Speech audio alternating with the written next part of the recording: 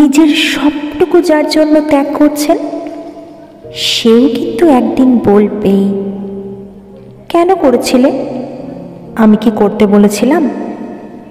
সমস্ত সমস্যায় তার পাশে থাকার পরেও একদিন কিন্তু শুনতে হবে, আমার সমস্যা আমি মিটিয়ে নিতে পারতাম, তুমি না থাকলেও চলতো।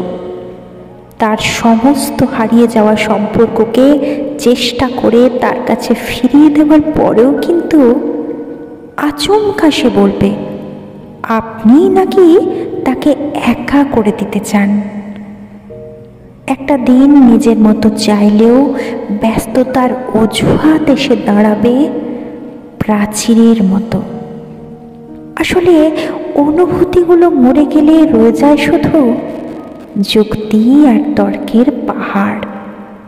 তখন কথার পিঠে কথা বসে, কে ভুল কে ঠিকের লড়াই চলে, কারণ সেই বিশেষ অনুভূতিগুলো তখন মৃত। তাই যার জন্য সবটুকু ছাড়ছেন সেও একদিন বলবে স্বার্থপর। সেটা বুঝে নিয়েই ত্যাগ করুন, কষ্ট কম পাবেন। কারণ আমরা মুখে যতই বলি, এক্সপেকটেশন রাখি না, আসলে ভিতরে ভিতরে কিছু চাওয়া তো রয়েই যায়। একটা একলা সন্ধে, একটা নিশ্চিন্ত বিকেল হয়তো তখনও চেয়েই যায় মনে মনে। তাই তো আঘাতগুলো আঘাত হয়েই আসে আর আমরা নতুন করে ভেঙে পড়ি।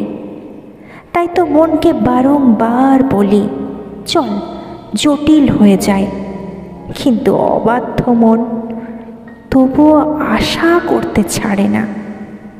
আশা থাকলে আশা ভঙ্গ থাকবে নিশ্চিত। জীবনটা ঠিক পাহাড়ের বাঁকের মতো, অসম্ভব রহস্যময়। আজ যেটাকে নির্ভেজাল ভালোবাসা বলে মনে হচ্ছে, কাল সেটাকেই মনে হয় শুধুই বোঝাপড়া।